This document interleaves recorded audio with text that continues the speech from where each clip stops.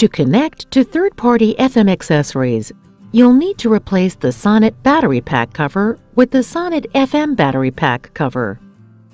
Remove the standard battery pack cover.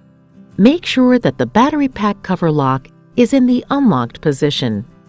If it is not in the unlocked position, use the screwdriver provided with your SONNET kit to turn it counterclockwise into the unlocked position. Slide the FM battery pack cover over the battery pack frame and be careful not to use excessive force. The air inlets of the battery pack cover should be on the same side as the coil cable socket of the control unit. Insert your 3-pin FM receiver into the FM port. Follow the manufacturer's instructions to operate the FM system. SONNET will automatically detect sound signals as soon as the FM system is activated.